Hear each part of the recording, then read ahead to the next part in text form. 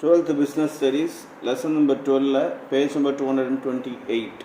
அதில் பார்த்தீங்கன்னாக்கா difference between equity share and preference share. So இதுக்கு முன்னாடி ஈக்விட்டி ஷேர்னா என்ன, ப்ரிஃபரன்ஸ் ஷேர்னா என்னன்னு பார்த்தா, இப்போ இதோட டிஃப்ரென்ஸ் என்னன்னு பார்க்க போகிறோம். அதில் படித்த மாதிரி தான் சிம்லர் தான் இதுலேயும் இருக்க போகுது.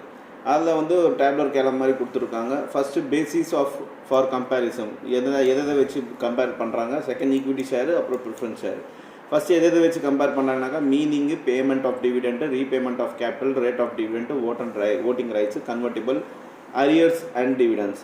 ஸோ இதெல்லாமே அதில் இருக்கிறது தான் உங்களுக்கு மேக்ஸிமம் வரும். எந்த ஒரு சேஞ்சஸும் இருக்காது. சரிங்களா? ஃபார் எக்ஸாம்பிள் ஒன்று படித்து காட்டுற meaning, equity share are the ordinary share of the company representing the part of the ownership of the share holder இந்த கம்பெனி. ஸோ ஈக்விட்டி ஷேர்னாக்கா நீங்கள் ஒரு ஷேர் வாங்குறீங்க, ஒரு கம்பெனி வருது. ஸோ நீங்களும் அந்த ஷேரில் ஒரு கம்பெனியில் ஒரு பார்ட்னர், இந்த மாதிரி அப்படின்னு சொல்கிறாங்க ஷேர் ஹோல்டர்ஸ். இதே ப்ரிஃபரன்ஸ் ஷேரில் பார்த்தீங்கன்னாக்கா preference share are the shares that carry preferential rights on the matters of the payments and different dividend or the repayment of the capital. So preference ஷேரில் பார்த்தீங்கன்னாக்கா உங்களுக்கு ஈக்விட்டி ஷேரில் இருக்க மாதிரி அந்த ரைட்ஸ்லாம் இருக்காது, பட் உங்களுக்கு டிவிடெண்ட் கிடைக்கும் அப்படின்னு சொல்கிறாங்க. அதே ஆட்டம் டிவிடெண்ட் வந்து ரீபேமெண்ட் ஆஃப் கேபிட்டல் அப்பவும் கிடைக்கும் அப்படின்னு சொல்கிறாங்க. ஸோ இது ஒரு டிஃப்ரென்ஸு. அப்புறம் பேமெண்ட் ஆஃப் டிவிடெண்ட் எப்படி ஆகுதுன்னா, ஈக்விட்டி ஷேரில் dividend is paid after the payment of all liabilities. எல்லா கடனும் முடிச்ச வேண்டி தான் ஈக்விட்டி ஷேருக்கு வந்து கடைசியாக ஒரு கம்பெனி வந்து க்ளோஸ் ஆகும்போது எல்லா கடனும் முடிச்சு கடைசியாக தான் ஈக்விட்டி ஷேருக்கு வந்து காரங்களுக்கு அந்த டிவிடெண்ட் கிடைக்குது.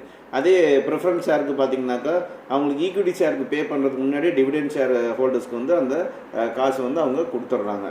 ஸோ இது டிஃப்ரென்ஸு. ரீபேமெண்ட் ஆஃப் கேபிட்டல்னாக்கா அந்த கேபிட்டல் எப்படி ரீபே பண்ணுறாங்கன்னா, ஈக்விட்டி ஷேரை பொறுத்த வரைக்கும் இந்த event of winding of the company equity share are paid at the end. ஒரு கம்பெனி க்ளோஸ் பண்ணும்போது அந்த கேபிட்டல் எப்போ ஈக்விட்டி ஷேர்காரங்களுக்கு கிடைக்குதுனாக்கா கடைசியாக தான் கிடைக்கிது, கடைசியாக தான் கொடுக்குறாங்க, மிச்ச மீதியாக தான் கொடுக்குறாங்க. இந்த event of the winding of the company the preference shares are repaid before equity shares.